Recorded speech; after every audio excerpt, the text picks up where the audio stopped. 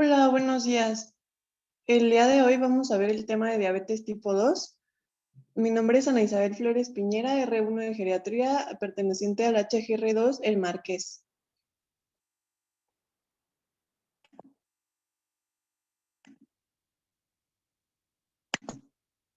Dentro del contenido que vamos a ver el día de hoy está la definición, epidemiología, clasificación, factores de riesgo, fisiopatología, criterios para prediabetes, criterios para diabetes, metas de control en el adulto mayor, pronóstico y una especie de caso clínico. De acuerdo con la Organización Mundial de la Salud, la diabetes es una enfermedad crónica metabólica que se caracteriza por niveles elevados de glucosa en sangre que con el tiempo genera daño a corazón, vasculatura, ojos, riñón y nervios.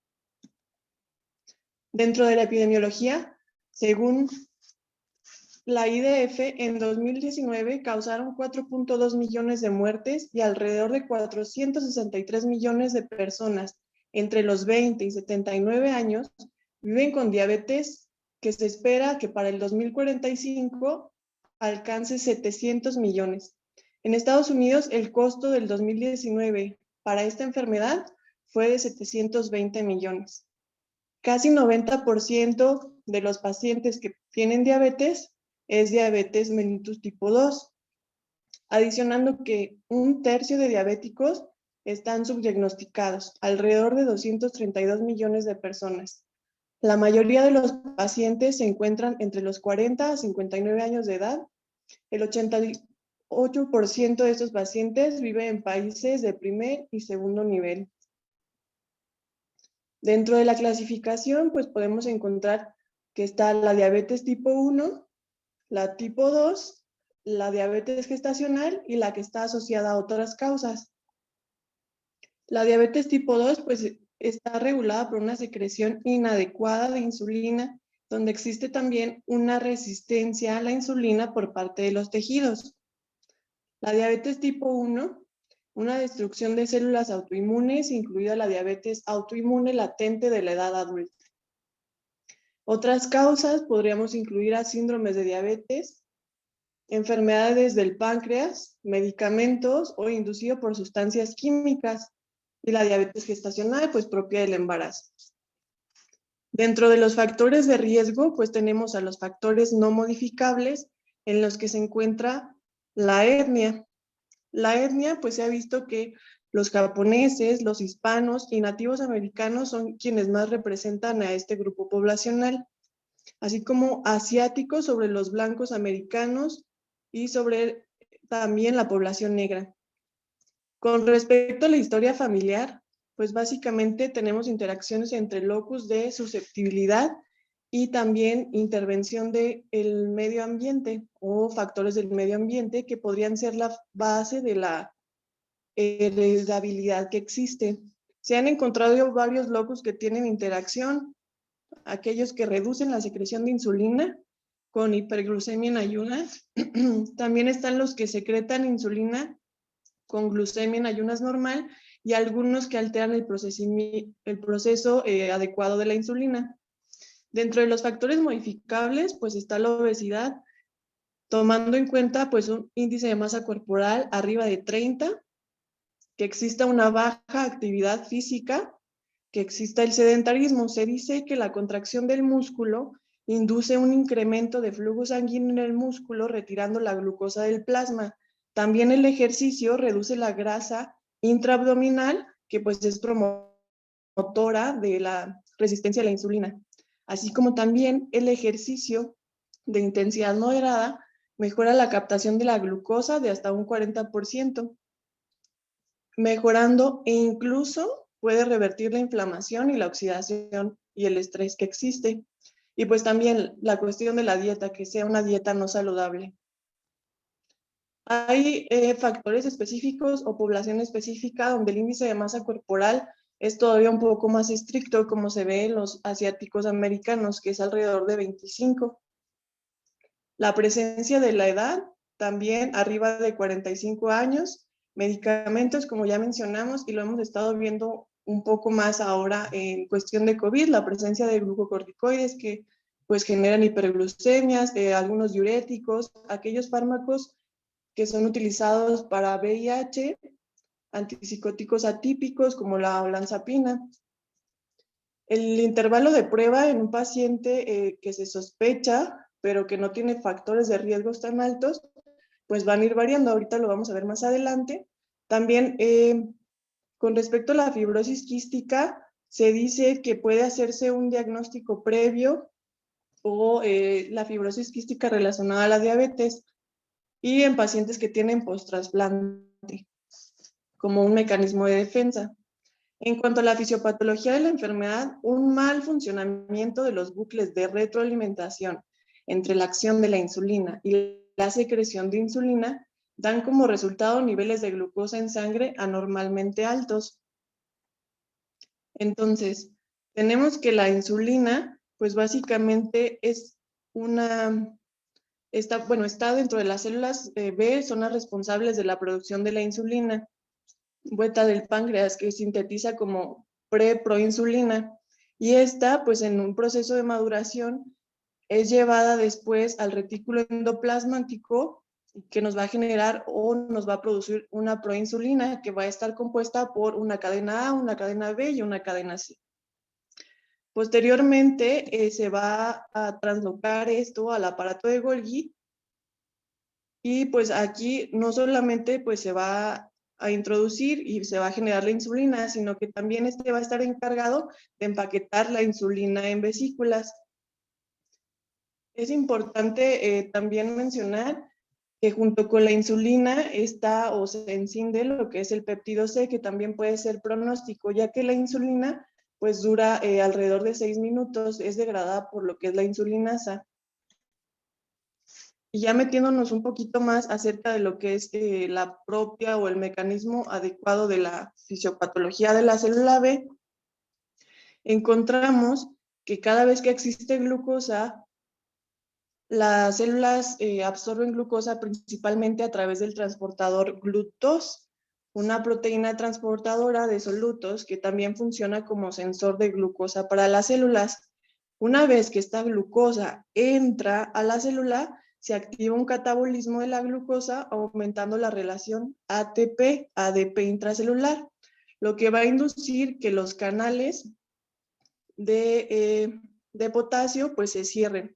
Estos pues van a ser obviamente dependientes de ATP y esto va a conducir a una despolarización de la membrana y pues va a generar una apertura de los canales de calcio, permitiendo que este calcio entre a la célula, desencadenando así pues una exocitosis de la insulina secretora pues que contiene. Es la manera pues en que sale. Pero pues en un mecanismo ya que no es normal, pues la hiperglucemia y la hiperlipidemia, pues básicamente van a generar un estrés que conduce a la generación de cuerpos oxidativos que van a inhibir la movilización del calcio y pues va a activar señales que son preapoptóticas. Y pues esto va a evitar que la insulina que debería de estar afuera cuando existe la glucosa, pues se quede y ya no funcione como debería de ser. Entonces, la disfunción de la célula beta se ha asociado tradicionalmente con la muerte de las células beta, pero sin embargo, reciente evidencia sugiere que la difusión de las células beta podría deberse a una red más compleja de interacciones entre el medio ambiente y las vías moleculares. En un estado nutricional excesivo similar al que se encuentra en la obesidad, en pacientes con hiperglucemia e hiperlipidemia, pues suelen estar presentes favoreciendo no solamente la resistencia a la insulina, sino también la cuestión de la inflamación crónica, sujetando a aquellos sujetos pues a presiones tóxicas que incluyen, vaya, inflamación, estrés inflamatorio, estrés metabólico, oxidativo, estrés amiloide, con el potencial conduciendo finalmente a una pérdida de la integridad de los islotes pancreáticos. Entonces, se dice que la función de la célula, si una glucosa en plasma a las 2 horas está debajo de 140 miligramos sobre decilitro, representa una tolerancia, entre comillas, pues normal a la glucosa. Pero si esta a las 2 horas es de 120 a 139 miligramos sobre decilitro, se dice que la célula beta ha perdido 2/3 de su función.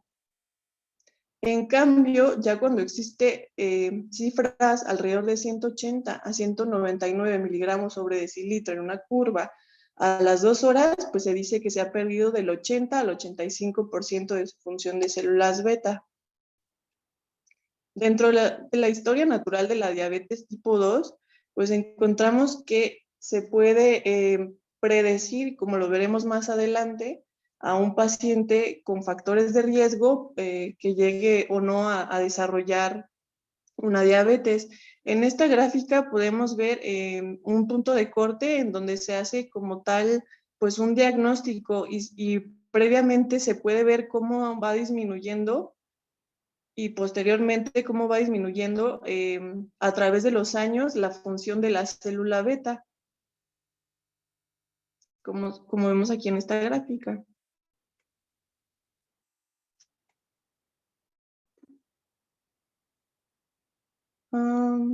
Ok. En 1988, el doctor Ralph Defronzo intentó explicar o buscar la manera para poder establecer no solamente una o explicación de la fisiopatología más común, más adaptable a todo el mundo, sino que también al momento de estar viendo la fisiopatología, descubrió o se dio cuenta que esto puede ayudar a los mecanismos de tratamiento, que pues también lo tocaremos más adelante. Y esto inició pues con la cuestión del triunvirato, en donde decía pues que la disminución de la secreción de la insulina pues es debido a una falla de la célula beta y esto nos genera una hiperglucemia, así como el aumento de la producción hepática de glucosa debido a lo anterior, y esto pues también estaba relacionado a una resistencia a la insulina por parte de los tejidos. Pero con el tiempo, pues se dieron cuenta que no solamente estos 3 elementos tenían relación a lo que es la hiperglucemia, se fue encontrando que también la disminución del GLP-1 tenía efecto y creatina, que ya después en los tratamientos pues veremos cómo funciona esto más a detalle, que el aumento en la lipólisis también afectaba una cuestión de hiperglucemia, el aumento en la reabsorción de la glucosa, como ya mencionamos, la disminución de la captación de glucosa, pues una resistencia a la insulina, disfunciones del neurotransmisores, aumentos de producción hepática de glucosa, aumento de secreción de glucagón y pues ya como tal la falla de las células beta, que pues van a ir disminuyendo dependiendo del daño, del estrés oxidativo y la inflamación que exista. Después con el tiempo, esto fue más o menos por el 2009 cuando se dio como esto llamado el octeto ominoso de Frantz. Pero con el tiempo han surgido varias teorías si pudieran intervenir otras cuestiones en la hiperglucemia. Entonces, una de ellas es la betatrofina. Se predecía como si fuera la futura sucesora de la insulina, pues es una hormona que se favorecía la replicación de las células beta pancreáticas y en ciertas condiciones como la gestación, pues se descubrió que estas células beta podían dividirse con mayor intensidad. Se trataba de una sustancia producida en hígado y en el tejido graso durante la gestación. También se habló un poco acerca de si la función de nuestra microbiota tenía algo que ver o no con la hiperglucemia, pero pues con el tiempo se ha visto que esto pues todavía está demasiado o falta mucho por investigar. Y pues ya al final quedó, el octeto pues se convirtió en todo esto, ¿no? No solamente en la cuestión del tejido adiposo, en el músculo, también interviene el riñón, el cerebro, incluso el hueso, hígado, pues el páncreas, el intestino, y pues ya veremos más adelante con lo de los tratamientos.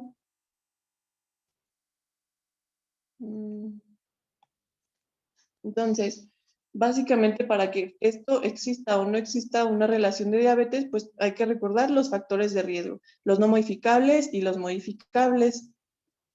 Y para esto vemos que la perpetuación de la disfunción de la insulina o la fisiopatología frecuente está intervenida por factores genéticos que hacen que exista una insulina disminuida en acción, en secreción, que exista una disfunción de la mitocondria, una disbiosis, procesos inflamatorios, la cuestión de los redox, que pues nos van a generar una desregulación a nivel de las células beta, como ya vimos, no solamente en la cuestión de la cantidad que exista, sino también en cómo interactúa ella, si funciona adecuadamente, que exista una respuesta inflamatoria y pues los agentes ROX.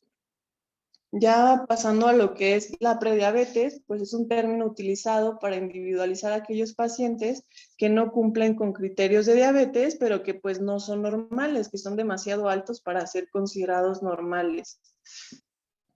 Entonces, los criterios del ADA encontramos que aquellos, o cómo podríamos saber si un paciente puede ser candidato, vaya, a que se le haga algún estudio para saber si es diabético o si se encuentra en prediabetes. Entonces, nos menciona que estos deberían de ser aplicados en todos los pacientes con un índice de masa corporal arriba o igual a 25 kilogramos sobre metro cuadrado, y como ya les había comentado, en pacientes asiáticos americanos, pues de 23, que tengan alguno de los siguientes factores de riesgo, que estén relacionados directamente con familiar de primer grado, por ejemplo, con la diabetes, que tengan o sean pertenecientes a una etnia de alto riesgo, como ya mencionamos, pacientes que sean afroamericanos, latinos, nativos americanos, que tengan una historia de enfermedad cardiovascular, que la hipertensión esté entre 140 a 90 o arriba, o que ya tenga incluso tratamiento para la hipertensión, cuando exista un HDL menor a 35 miligramos sobre decilitro, o triglicéridos arriba de 250 miligramos sobre decilitro, aquellas mujeres que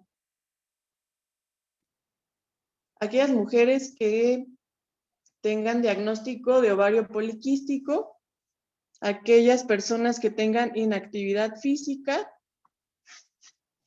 y pues aquellos que tengan una asociación relacionada a la resistencia a la insulina, como puede ser pues una obesidad pues que sea severa, que tenga presencia de acantosis.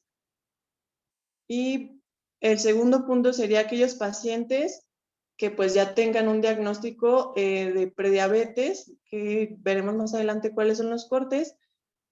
Deberían de ser checados cada año. Aquellas mujeres que tuvieron diagnóstico de diabetes gestacional durante el embarazo deberían ser checados cada 3 años. Para aquellos pacientes que dijimos la edad de corte va a ser arriba de 45 años, y aquellos que tengan los resultados normales, pero que existen estos factores de riesgo, deberían de ser considerados cada 3 años. Y en aquellos pacientes que tienen VIH, por la cuestión que mencionamos de los tratamientos retrovirales. También el ADA maneja un cuestionario para poder predecir si existe o no riesgo de tener diabetes tipo 2, en donde se basa la edad, si el género, el sexo si existió diabetes o no gestacional, si hay relación con algún familiar y preexistencia de diabetes, si fue diagnosticado previamente con presión alta, si tiene actividad o es físicamente activo, vaya, y el estado de peso en que es catalogado. Los criterios entonces para prediabetes son aquellos pacientes que salen en una prueba rápida de glucosa de 100 a 125 miligramos sobre decilitro, una curva de tolerancia con 75 gramos oral de glucosa que salgan entre 140 a 199 miligramos sobre decilitro, y aquellos pacientes que tengan una prueba de hemoglobina glicada o A1C de 5.7 a 6.4%. Ojo aquí, bueno, lo veremos más adelante, estas pruebas van a tener que ser 2 por cualquier falla que exista, por ejemplo, una falla propia del laboratorio, que se hayan equivocado de paciente o que haya estado la prueba expuesta a altas temperaturas o pues que no se haya llevado a cabo el mecanismo adecuado para su cuidado. Dentro del diagnóstico como tal de la diabetes, pues tenemos las mismas pruebas. La prueba rápida, que pues aquí esta va a ser en un paciente que no debe o debe de estar en ayuno por lo menos durante las últimas 8 horas, que debe estar arriba o igual a 126, pero como dijimos, pues tienen que ser 2 pruebas por cualquier error de laboratorio. La curva de tolerancia a la glucosa debe de estar arriba de 200 miligramos sobre decilitro. En esta sí se podría como ser más blandos acerca de si existe o no una segunda prueba, ya que pues la curva de tolerancia pues va a dar varios valores a la hora, a las 2 horas, y pues la previa en ayuno, y no solamente pues se va a tomar como en cuenta un resultado, sino como los 3 en específico. Y la A1C es un valor de 6, bueno, arriba o igual a 6.5%. Y también aquellos pacientes que tengan síntomas y que la glucosa fue sacada de manera aleatoria y salió arriba de 200 miligramos sobre decilitro. Es también esta una de las pruebas en donde no es necesario como tal volver a sacar una segunda prueba.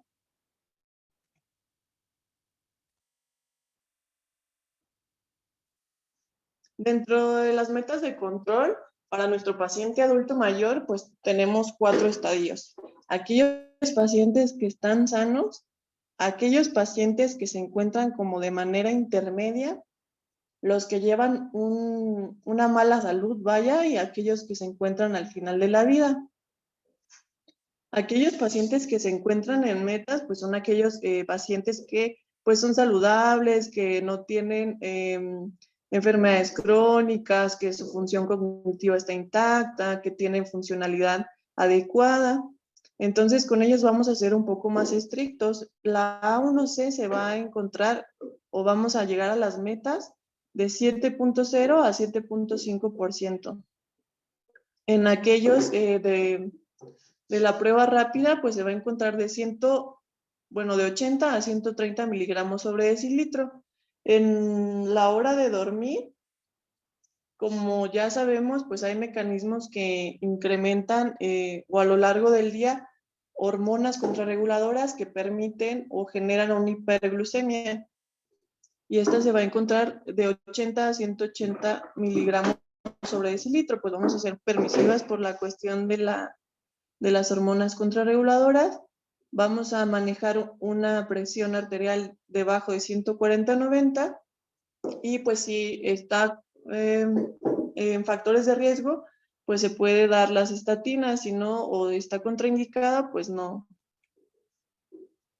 Después tenemos a los pacientes que se encuentran en un complejo intermedio, que pues son aquellos pacientes que ya coexisten con enfermedades crónicas, aquellos pacientes que para la vida instrumental están limitados, pero no tanto, y que se encuentran con una capacidad cognitiva de pequeña a moderada.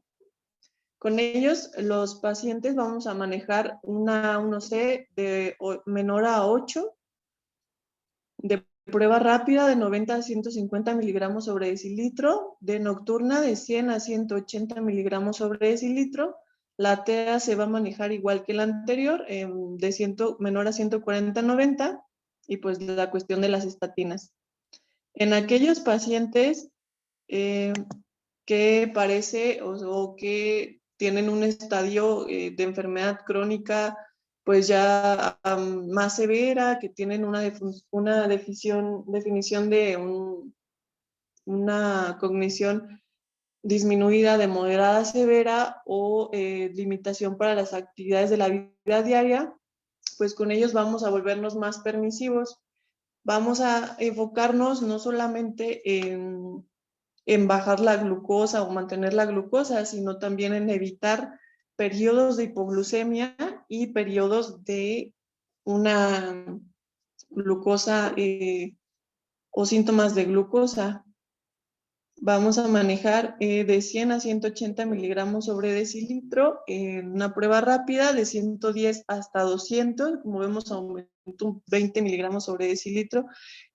Lo permisivo que está, la presión también se va a manejar un poco más alta, de 150 a 90, menor a esta, y pues considerar si realmente tiene un beneficio o no la cuestión de las estatinas. Y pues al final de la vida existe lo mismo. Vamos a evitar a toda costa la cuestión de hipoglucemia y de síntomas que generen hiperglucemia. Aquí básicamente se enfoca en que el paciente esté cómodo, que los cuidadores estén educados y sepan qué hacer y qué no hacer, porque pues igual también se llegan a asustar con los niveles altos de glucosa que existen, también el uso o el manejo del dolor y pues ver si realmente tiene beneficios o no el uso de algunos otros tratamientos. Para la A1C, pues es importante que no cualquiera puede tener el uso o el acceso a interpretar o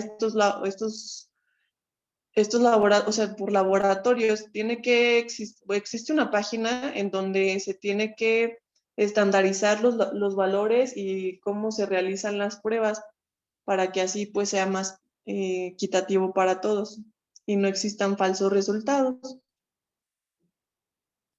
Dentro del pronóstico, pues tenemos que la diabetes tipo 2 es un 15% más mortal con respecto a aquellos pacientes que no tienen, que existe un incremento de la enfermedad cardiovascular alrededor de 2 veces, que existe también incremento de B6 isquémico alrededor de 2.27 veces y que también está relacionado a otras enfermedades vasculares que generan muerte 1.73 veces. Bueno, vamos a continuar con un mini caso clínico, simplemente como para puntualizar algunos detalles. Paciente masculino de 74 años de edad refiere tener 3 meses con presencia de pérdida de peso de 5 kilogramos en los últimos 3 meses, que se acompaña de necturia. El paciente básicamente acude con su médico familiar porque ya no quiere levantarse tantas veces al baño por las noches. Entonces, vemos a este paciente, alguien que quiera intentar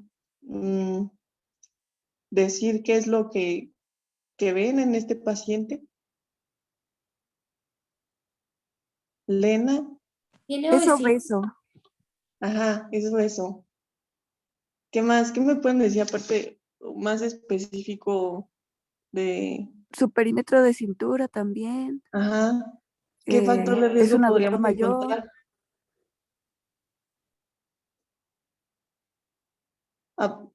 Aparte de la edad, ya dijimos, la edad arriba de 45 años de por sí ya es un factor de riesgo. El sobrepeso, la obesidad, un índice de masa corporal arriba de ¿cuánto? 30. 25, 30. Ajá, sí, según el índice de si son nativos americanos o así. Entonces, ya diciendo la exploración más a detalle, pues encontraron esto en su cuello. ¿Alguien sabe cuál es este signo? Es acantosis nígrica. ¿Y a qué está relacionado? Resistencia a la insulina. Ujú. Bueno, entonces ya estaba el paciente allí en consulta y de repente llega su hermana con diagnóstico de diabetes. ¿Cree que esto esté relacionado o no? Sí, es un factor no modificable, la herencia. Correcto. Entonces ya la médico familiar pues dice, no, pues le voy a tomar unos laboratorios, le tomo una BH y una química sanguínea, así. Y encuentra estos datos. ¿Alguien me quiere decir qué ve raro aquí?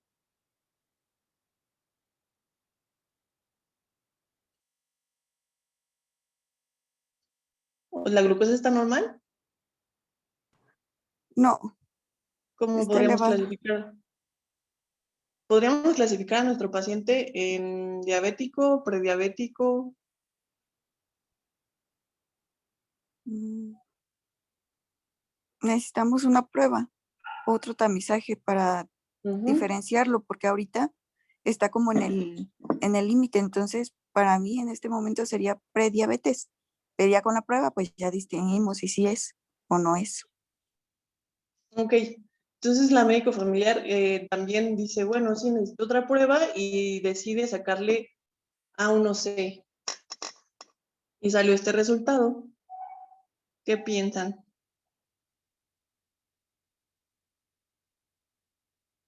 ¿Es un paciente prediabético o diabético?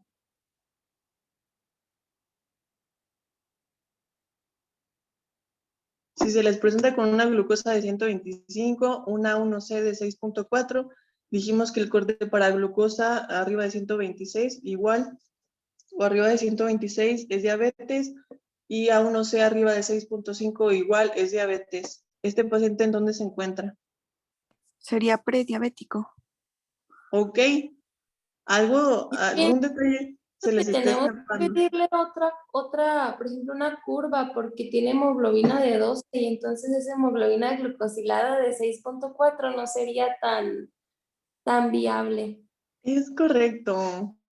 No podemos fiarnos tanto porque hay pruebas o hay, creo que omití de mencionarlo, todas las cuestiones que alteran nuestra célula o nuestros globulitos rojos, pues generan alteración en la prueba de la A1C y en este caso nuestro paciente pues tiene una ligera anemia, no podemos saber si realmente tenga mucho impacto en la prueba de A1C, pero sí no sería como la indicada.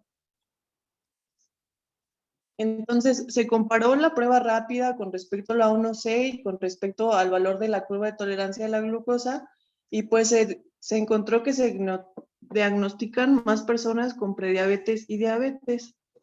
La prueba A1C, pues con el umbral de diagnóstico en un estudio se encontró que se diagnosticó solo el 30% de los pacientes que fueron identificados con diabetes, o sea, no cumple no podemos utilizarlo como tal de manera firme y segura, sobre todo cuando está esta 6.4, 6.5, 6.6, porque pues tendríamos que checar si existe o no alguna alteración de la sangre, no solamente de manera genética o cuestiones de anemia, sino también pues con alguna intervención farmacológica.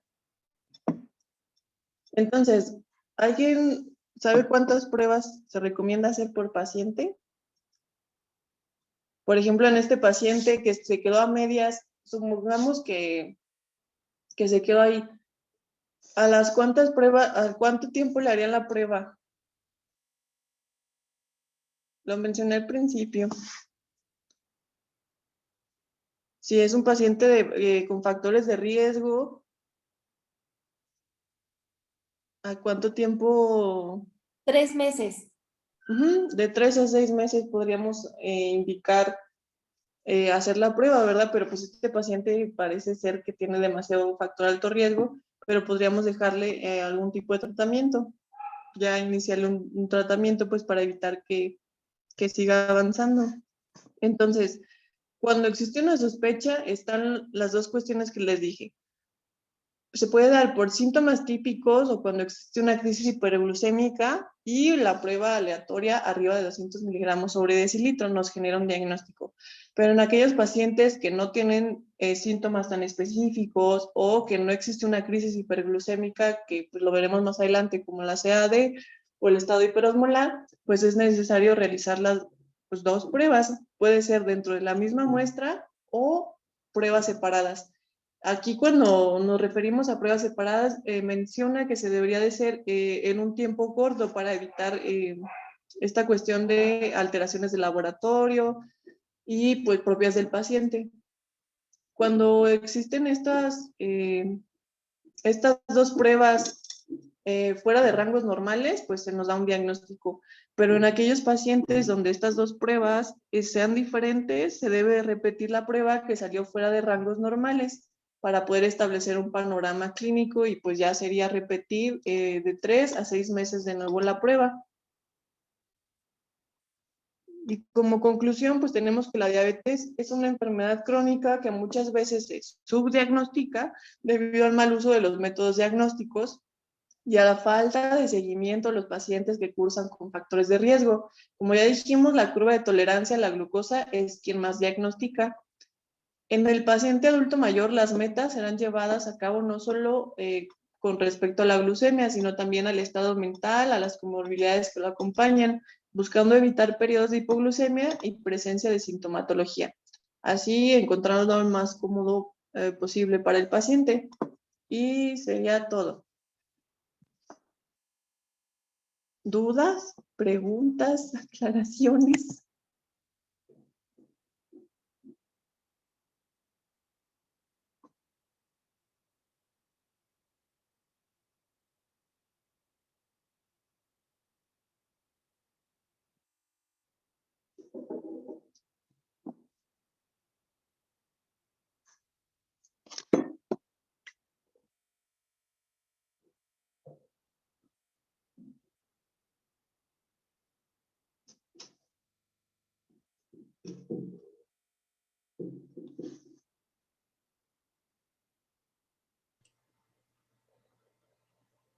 Bien, ¿no?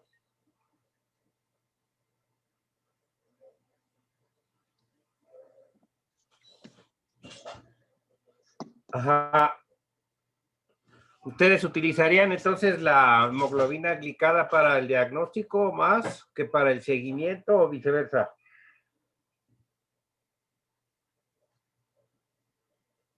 La curva para diagnóstico y la hemoglobina glucosilada para seguimiento. Ok. Bien. Ajá. ¿Alguien tiene una opinión en contrario?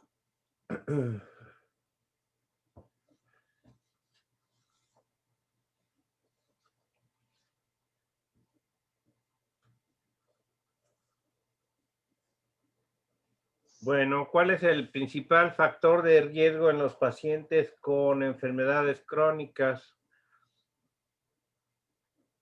El factor de riesgo me refiero a que hagan hipoglicemia.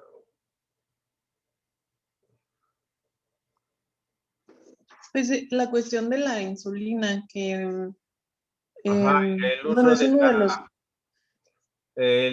la terapéutica con insulina o con hipoglucemiantes o qué tipo de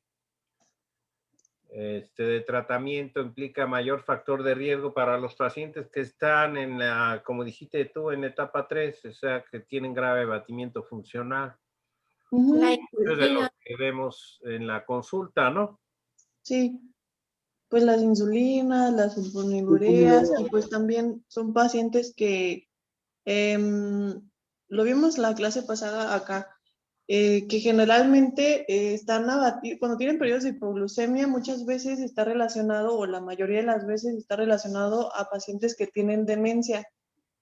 Entonces, son pacientes que no tienen la capacidad para decir que se sienten como mal o algo así. Entonces, también son pacientes que llegan a tener muchas veces depresión y evitan el comer y pues, o los requerimientos que se les dan no son adecuados y pues generan hipoglucemias. Ok, entonces es un factor de riesgo el deterioro cognitivo. Ajá. ¿Y qué implica mayor factor de riesgo? ¿El uso de la insulina o que le des hipoglucemiantes o que le des algunos nuevos fármacos? ¿Eso lo vamos a ver luego? Sí, vamos a tener una clase de fármacos orales y de insulinas también. Ah, ok. Entonces ya me callo. Ok. Oye, son muy poquitos, ¿no? Están como la clase del jueves que casi no va tampoco. Sí, Doc, ahorita estamos Casi viendo, no asisten. ahorita Ya ya se están aburrieron de las viendo clases. diario, Doc, al hospital, menos la posguardia. Pero en teoría creo que se van a empezar a conectar desde el hospital. No sé qué facilidades va a dar enseñanza para que eso ocurra. O en sus celulares, no sé. Ah, de los celulares te comen los datos, ¿no? Pues yo creo, solo que no alcanza la beca, Doc. Ya. Que yo creía que ya no quieren tener clases. No, sí. Mañana ya iniciamos con antidiabéticos orales. ¿Cuándo? Mañana Ah, ok. lo va a dar Lena. Oye, entonces, problema de logística más que problema de querencia. Pues yo creo que sí, Doc, porque somos muy poquitos y creo que la mayoría son los que están, bueno, de los R1 están los del hospital número 2, pero los del 1 pues no. Porque en total son como 27, ¿no? 28 por ahí. Sí, somos bastantitos. Ajá. Y lo que me llama la atención es que yo no conozco a los R1 de Zaragoza. Creo que César tampoco, ¿verdad? ¿Los conoces tú, César, no? Mande, Doc. No, no los ubico todavía bien. Sí.